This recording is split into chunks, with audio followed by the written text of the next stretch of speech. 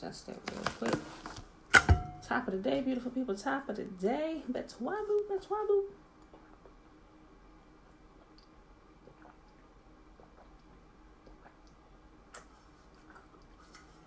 TT, hey girl, hey. Whew, y'all. How y'all doing out there? Trina, hey girl, hey. Hope y'all prepared. They starting to tell everybody to stay in the house. Yesterday, the governor of Virginia, Betwabu, the governor of Virginia,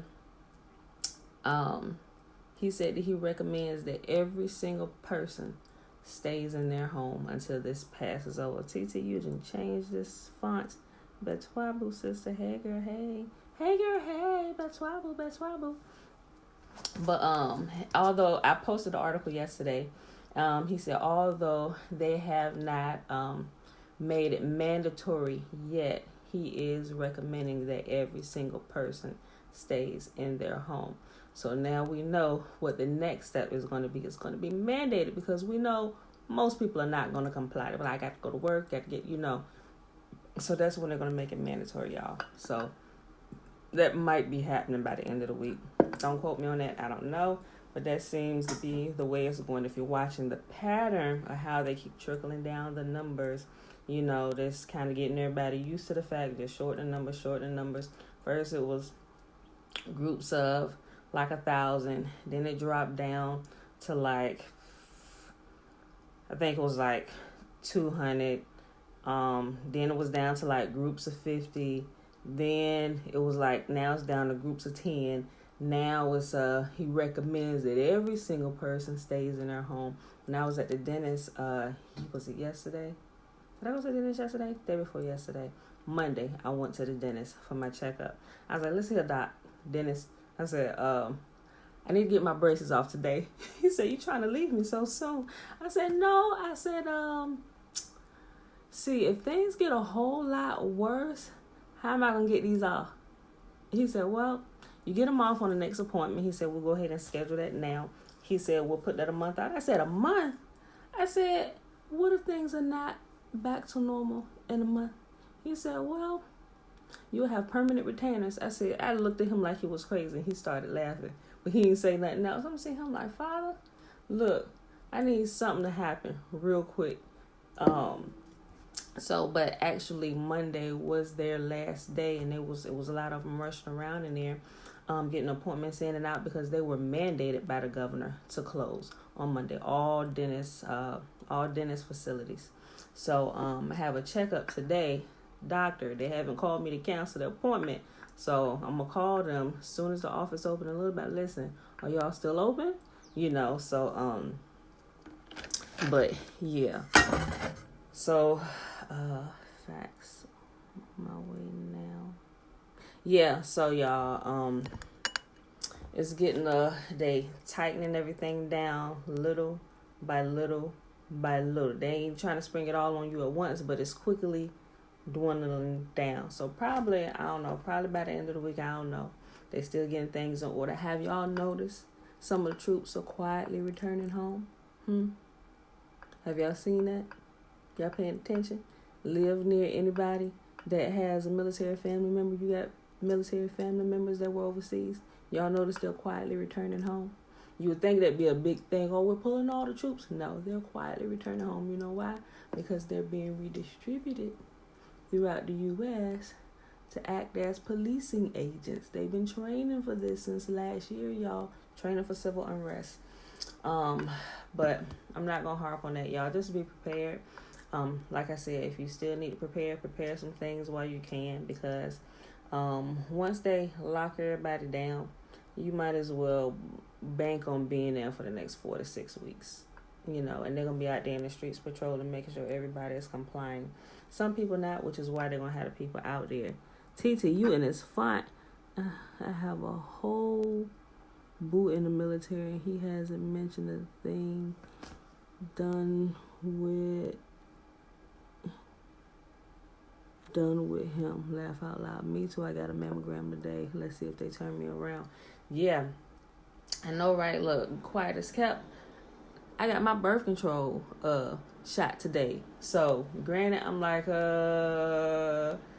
Ain't nobody trying to get pregnant during quarantine, bruh.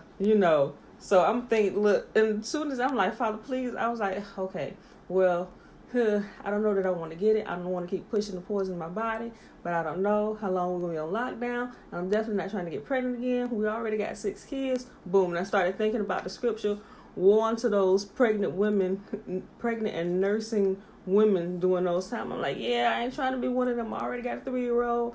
Yeah, so I'm just like, oof, Father, if I ain't supposed to get it, when I call them, they're going to be shut down. Then we just got to be extra careful. We got to pray and ask you to close my womb.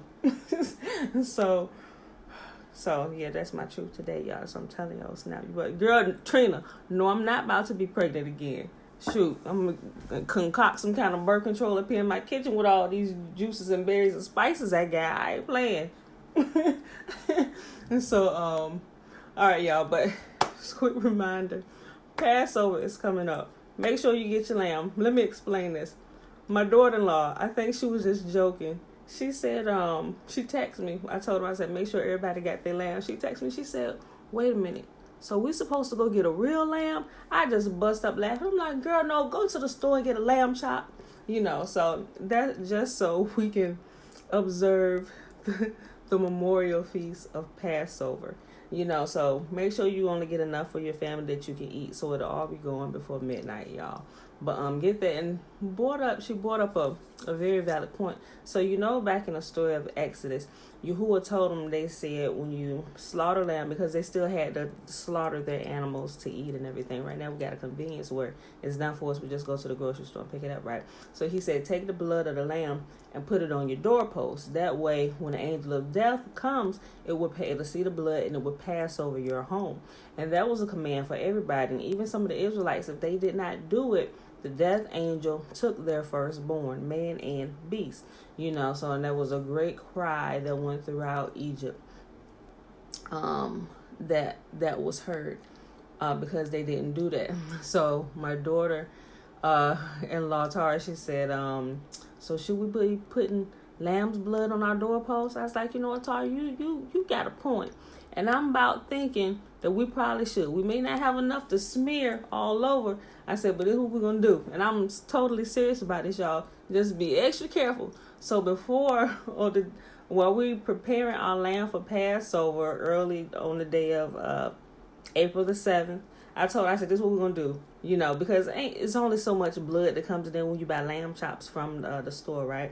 So I was like, whatever little blood is in that pack, just take a dab of it and put it on your doorpost. Alicia said, girl, we're going to put it on all entrances, every window, the garage, upstairs, downstairs, front and back door. I said, you got a point. I said, okay. So just take a dab. We're going to put it on the doorpost, front and back door, all the window entrances, and the garages. So we just want to be extra careful with what's going on. Think about everything that's going on in the world, the culmination of the 400 years of Yahuwah's people being released. And we're coming up on Passover, and they're confining everybody to their homes. So everybody's home, at least y'all's people, we got our own little mini Goshens all around the world where we are scattered. See, Trina thought about that son. I'm telling y'all, we're going to do this thing just to be on the safe side. So whatever happens during Passover this year, we're going to be safe and we're going to be covered. Father, we got a lot of lamb's blood from this pack of lamb chops. It's a memorial feast, and we're observing it the best way we know how while we are still in captivity here in our captor's land, right? So we're going to take a little bit of this lamb's blood before we put these lamb chops in the oven or crock pot or however we're going to cook them. And we're going to dab the entrances. Father, we thank you for protecting us on this Passover.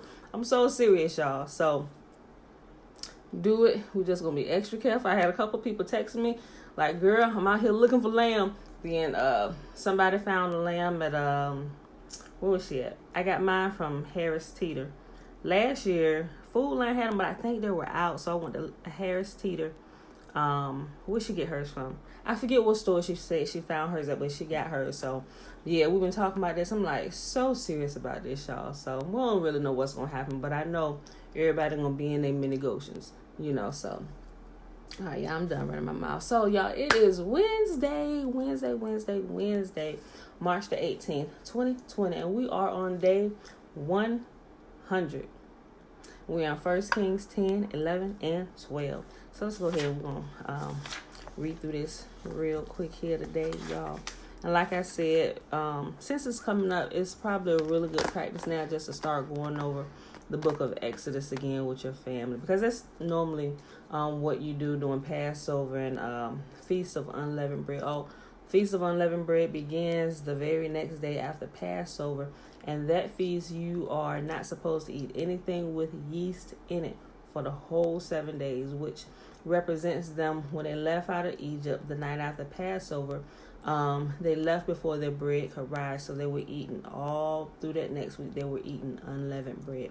So it's Passover and the Feast of Unleavened Bread. So you can make unleavened bread. If you can still get to the store, you can buy some matzah. They have it. You can, I don't know. They might still have it. They might be out. I don't know. But you can buy it. So, all right, y'all. 1 Kings chapter 10. And when the queen of Sheba heard of the fame of Solomon concerning the name of Yahuwah, she came to prove him with hard questions. And she came to Jerusalem with a very great train, with camels that bear spices, and very much gold, and precious stones. And when she was come to Solomon, she communed with him of all that was in her heart. And Solomon told her all her questions, and there was not anything hid from the king which he told her not. Y'all, I feel like, hold on. No, because I'm looking at my book.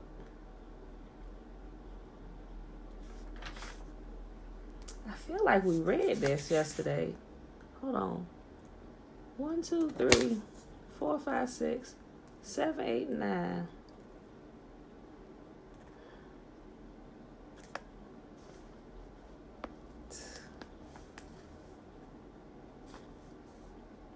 I swear. But I got it all written out. Didn't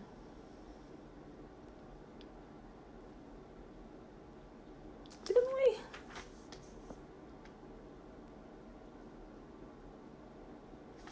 Today is Wednesday. I swear, didn't we read about the Queen of Sheba yesterday? Maybe I read it afterwards.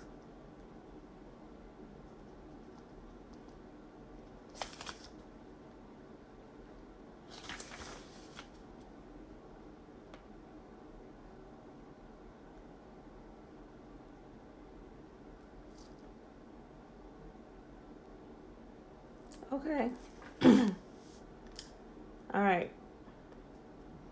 Maybe it was me reading afterwards. After the video, y'all. Okay, maybe. But okay.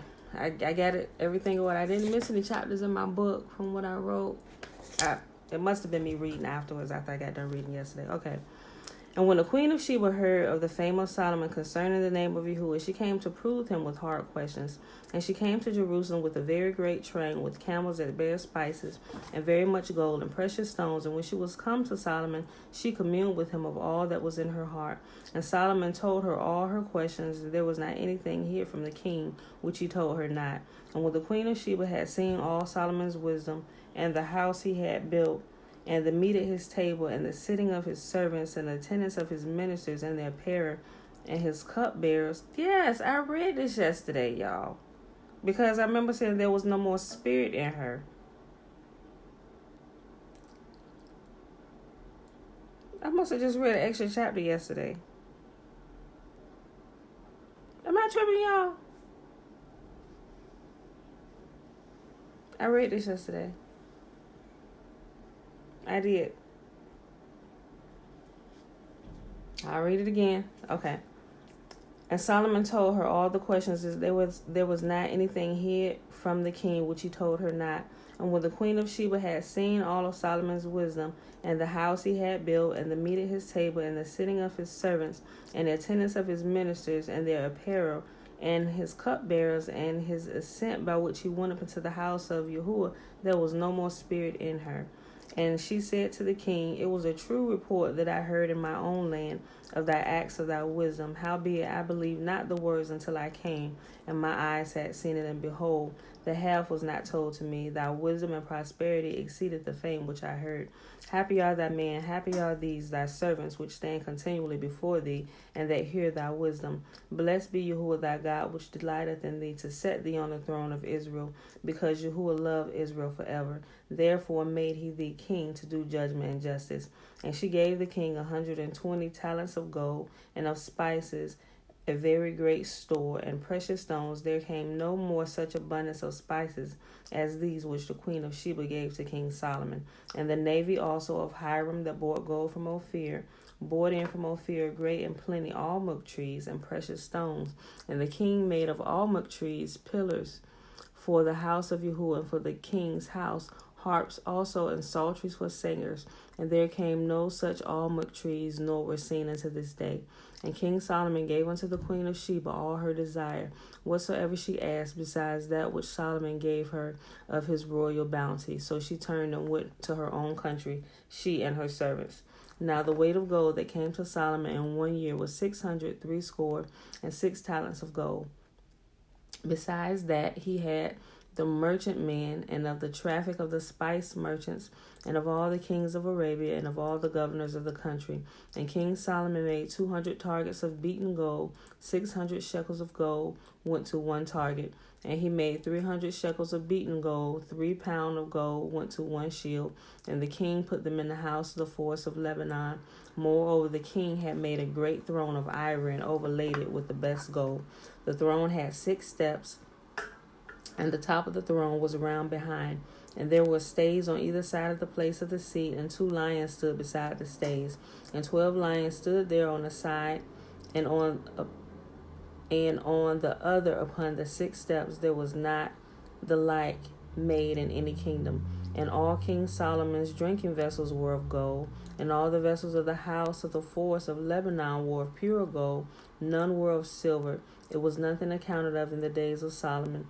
For the king had at sea a navy of Tarshish, which the navy of Hiram. Once in 3 years came the navy of Tarshish, bringing gold and silver, ivory, and apes and peacocks. So King Solomon exceeded all the kings of the earth for riches and for wisdom. And all the earth sought Solomon to hear this wisdom, which Yahuwah had put in his heart. And they brought every man his present, vessels of silver and vessels of gold, and garments and armor and spices and horses and mules, a rate year by year. And Solomon gathered together chariots and horsemen, and he had 1,400 chariots, and 12,000 horsemen, whom he bestowed in the cities for chariots. And with the king at Jerusalem, and the king made silver to be in Jerusalem as stones, and cedars made he to be as sycamore trees that are in the vale for abundance. And Solomon had horses brought out of Egypt, and linen yarn. The king's merchants received the linen yarn at a price. And a chariot came up and went out of Egypt for 600 shekels of silver, and a horse for 150. And so for all the kings of the Hittites and for the kings of Syria did they bring them out by their means. You know something y'all I was thinking about, right? I don't know how familiar y'all are with the book of Isaiah, but I've been thinking about this a lot and ever since last year.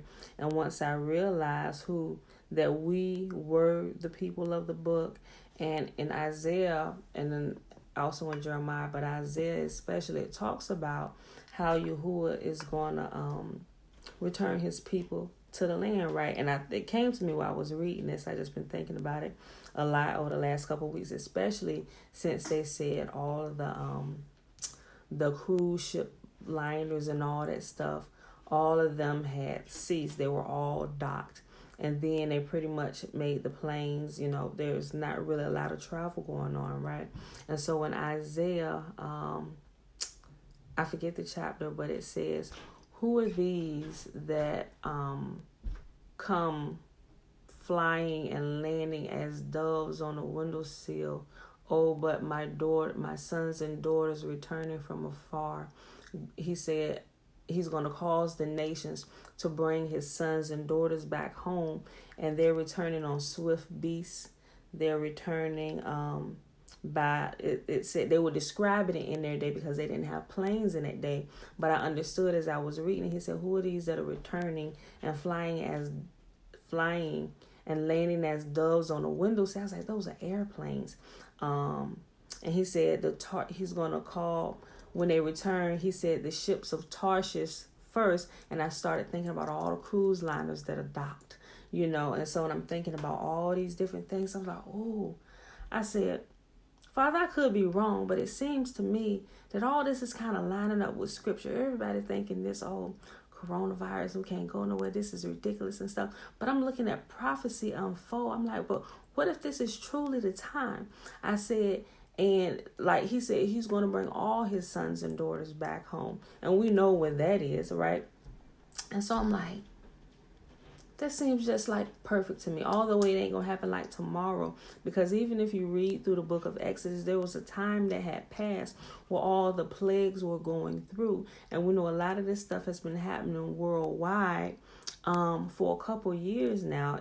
Just like it did, back in Exodus, there was a time span between all of the plagues. And Yah said he was chastising all the nations for all they had done. Why? Because all the nations are conspiring together against Yahuwah's people. There is not one place on this earth where Israel hasn't been scattered, and is still scattered today. And all the nations are being chastised, whether it's plagues and killing people off left and right, because Yahuwah chastises nations with other nations and things that are already in our atmosphere, whether it's weather catastrophes, people dying by freak accidents and unnatural deaths and things like that happening. I'm sitting here watching all this stuff, and I'm like, Father, your people are none the wiser with what's going on right now. So I brought all that up. I'm like, you know what? This seems like, I said, I could be wrong. I said, but it seems like almost perfect right now, because when he said, all right, time for my people to go. And he said, the nations are going to come and take us back home. He's going to send out a command. He's going to raise a band. He's going to call the nations, and they are going to bring us back home. How? Planes, ships, swift beasts, which you got trains, automobiles, everything. So I'm looking at all this stuff, and like I said yesterday, I'm like low-key excited for real, because I'm looking at everything that's happening, and I'm not worried about anything happening to me and my family, because Yah keeps those who keeps his commands, so every day I get more excited. We're living in scary times, and it's going to get a little bit more scary as the days go by, but those that keep his commands, he keeps, but he also said during this time that he's going to deal with his people, the hard-headed ones. He said he's going to deal with them individually. So if you see some of y'all's people biting the dust, there was probably something going on that they didn't want to get right. I mean, it is what it is. Some people, the devil took them out. No, the devil didn't take them out. They were being disobedient. You just couldn't see it, so it is what it is. Sometimes people don't like the truth, but that's the cold, hard truth, So even myself, I am not exempt from that, So I live my days daily in repentance. I'm like, Father, and as soon as I realize I done screwed up about something, I'm going to repent. If I need to go apologize to somebody, I'm going to go apologize to him, because I don't want to be one of the ones that he got to deal with because I didn't deal with myself first. So that's a word of caution. All right, and a word of wisdom. 1 Kings chapter 11. But King Solomon loved many strange women, together with the daughter of Pharaoh, women of the Moabites, Ammonites, Edomites, Zidonians, and Hittites, of the nations concerning that which Yahuwah said unto the children of Israel, Ye shall not go into them, neither shall they come in unto you, for surely they will turn your heart away after their gods. Solomon clave unto these in love, and he had 700 wives, princesses, and 300 concubines, and his wives turned away his heart. For it came to pass when Solomon was old that his wives turned away his heart after other gods, and his heart was not perfect with Yahuwah his God, as was the heart of his father David. For Solomon went after Ashtoreth, the goddess of the Zidonians, and after Milcom, the abomination of the Ammonites. And Solomon did evil in the sight of Yahuwah, and went not fully after Yahuwah as David his father did. Then did Solomon build a high place for Chemosh, the abomination of Moab, in the hill that is before Jerusalem, and for Molech, the abomination of the children of Ammon.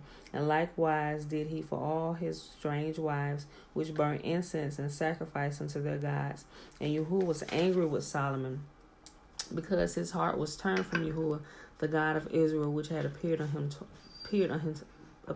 him twice. I know for sure we read this yesterday, y'all. I read this yesterday, and I must have skipped over 7. Guys, I'm tripping. I know we read this yesterday. We must need to read it again. I don't know, y'all. I know I'm not tripping now because I know for sure I read this out loud. And had commanded him concerning this thing, that he should not go after other gods, but he kept not that which Yahuwah commanded. Therefore Yahuwah said unto Solomon, for as much as this is done of thee, and thou hast not kept my covenant and my statutes, which I have commanded thee, I will surely rend the kingdom from thee, and will give it to thy servant. Yep, we read this yesterday. Notwithstanding, in thy days I will not do it for David thy father's sake, but I will rend it out of the hand of thy son. Howbeit, I will not rend away all the kingdom, but one tribe to thy son, but will give one tribe to thy son for David my servant's sake, and for Jerusalem's sake, which I have chosen. And Yahuwah stirred up an adversary unto Solomon, Hadad the Edomite.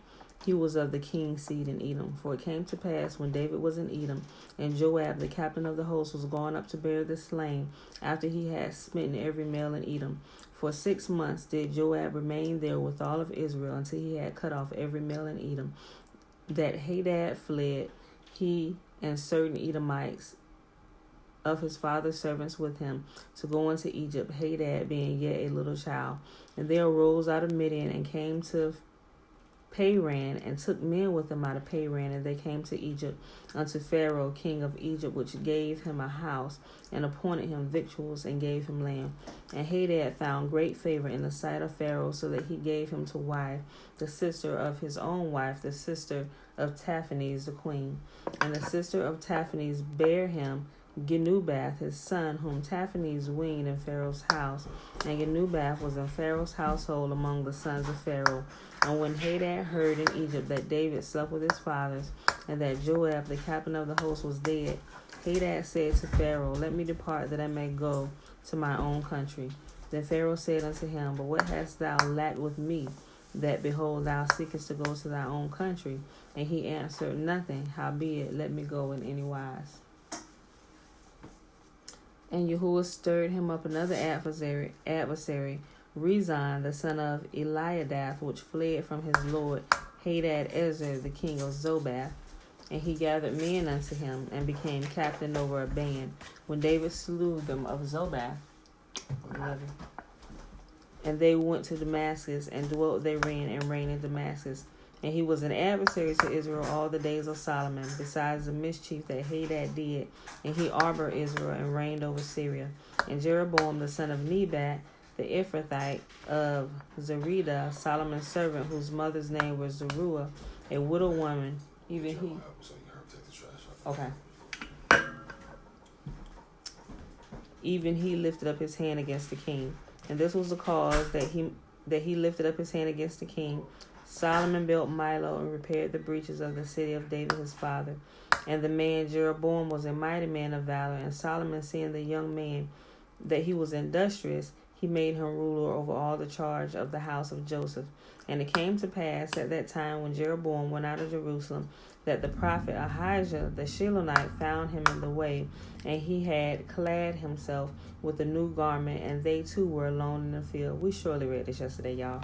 And Ahijah caught the new garment that was on him, and rent it in 12 pieces. And he said to Jeroboam, take thee 10 pieces, for thus saith Yahuwah, the God of Israel, behold, I will rend the kingdom out of the hand of Solomon, and will give 10 tribes to thee.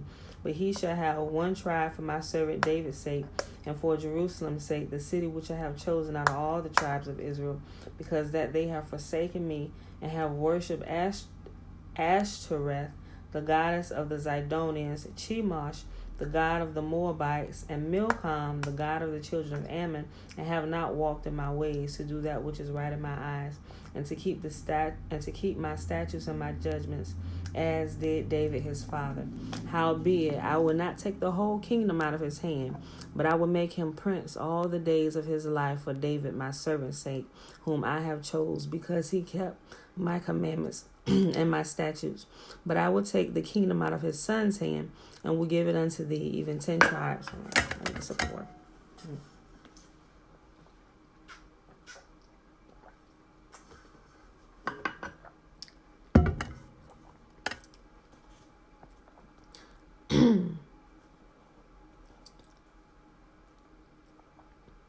And unto his son I will give one tribe, that David my servant may have a light always before me in Jerusalem, the city which I have chosen to put my name there.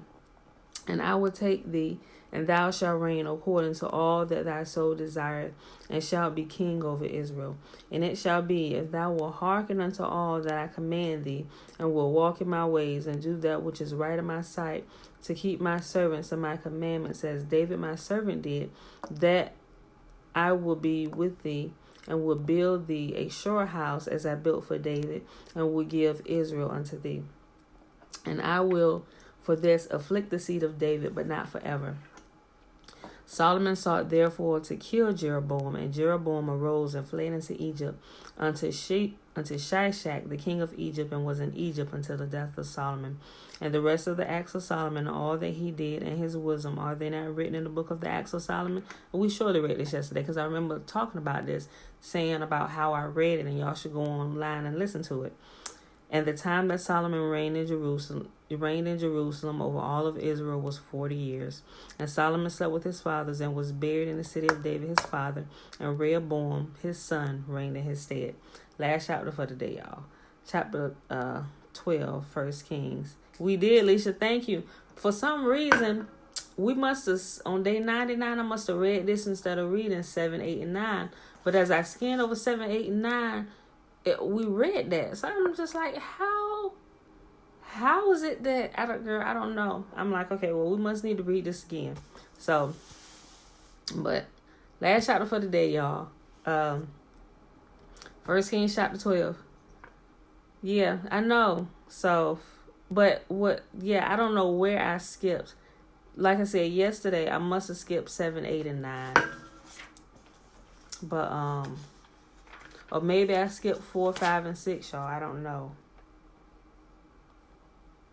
But when I scanned over, it seemed like we read them too. So I don't know what my glitch was at. So, but hey, it never hurts to read it again, right? But according to all that I written down, and I went back like a whole week looking, I was like, I didn't skip anything. So, but I gotta go back and maybe listen to it. So we either skip the reading 4, 5, and 6, or 7, 8, and 9. So I don't know.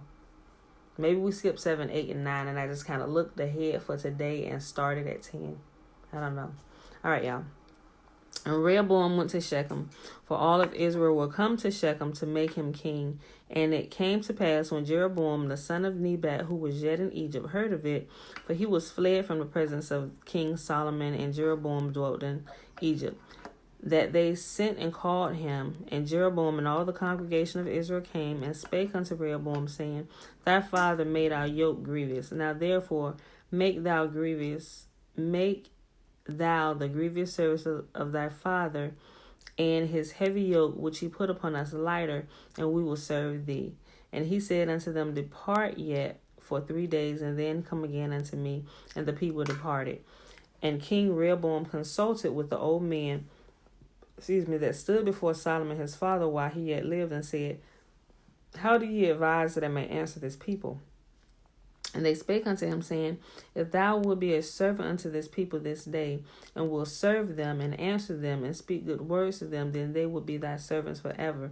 But he forsook the counsel of the old men which they had given him, and consulted with the young men that were grown up with him, and which stood before him. And he said unto them, What counsel give ye that we may answer this people, who have spoken unto me, saying, Make the yoke which thy father did put upon us lighter?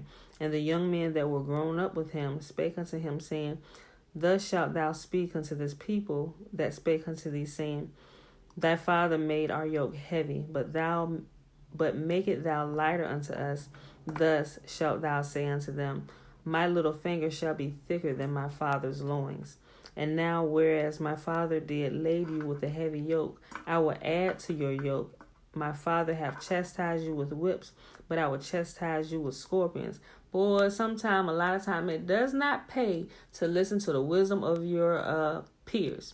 It pays a whole lot if you listen to the wisdom of your elders. And a lot of time, age doesn't necessarily mean anything, because you got some old people that are as dumb as a box of rocks. And you know what? Maybe that's not a good saying, because sometimes rocks...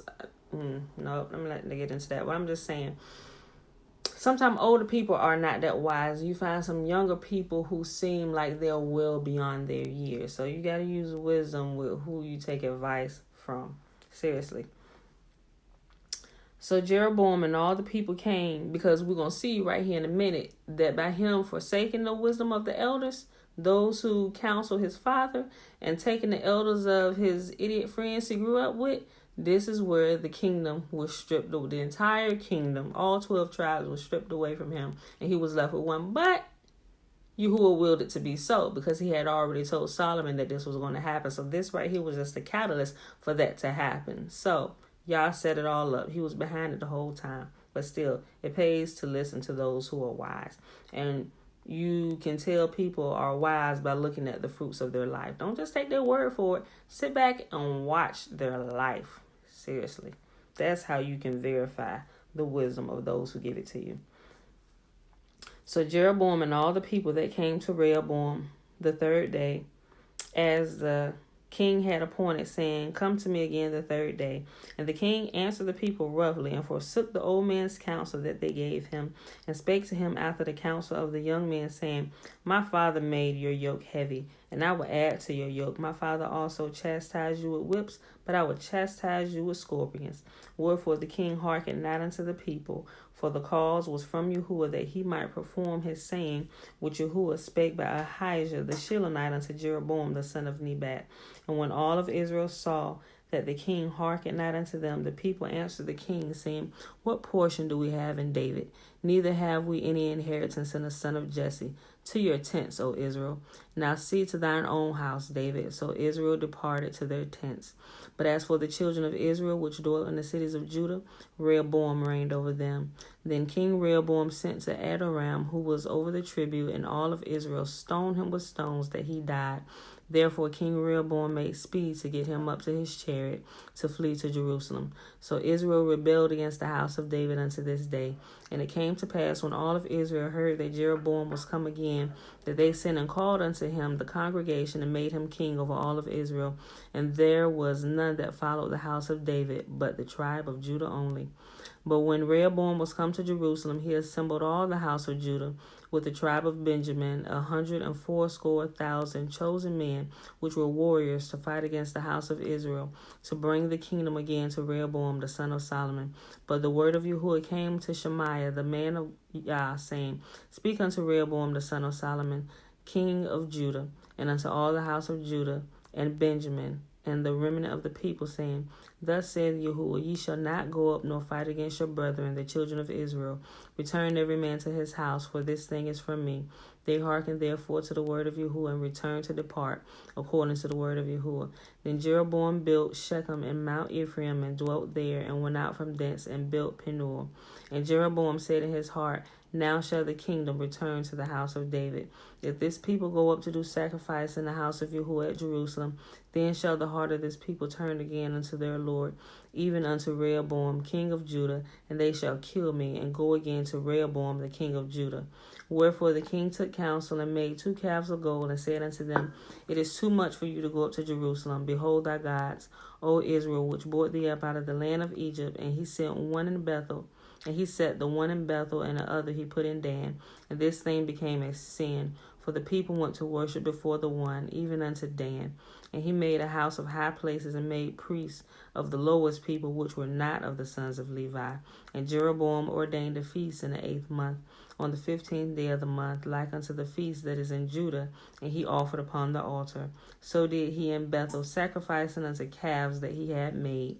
And he placed in Bethel the priests of the high places which he had made.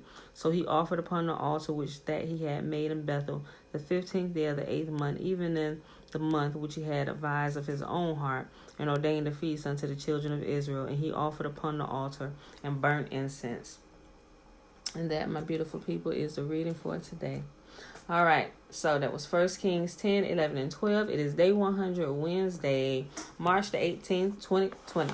All right, y'all, I done ran my mouth enough, so let's go ahead and do this blessing and get about our day. Some of us are already home.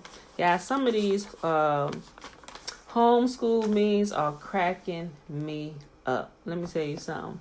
I remember when I first started trying to homeschool. I completely feel the anguish of some of the I mean, I ain't gonna say anguish because I've only been doing it like a couple of days, but they making some funny memes talking about second day, one of their kids then skip school, and I'm sure y'all done seen them. One of them been already expelled and everything. I was hollering because almost, I want to say, maybe almost 10, maybe 8 years ago. Yeah, 8 years. About 8, 9 years ago, because Josh is 9. When I first decided I want to homeschool, let me tell you, I homeschooled for a year. Then I put them jokers back in public school because I was so unprepared, and my own kids drove me up a wall. Imagine, I only had 3 at the time. Joshua was a baby. We got 6 kids now, but at that time we only had 3. Elijah and Jeremiah.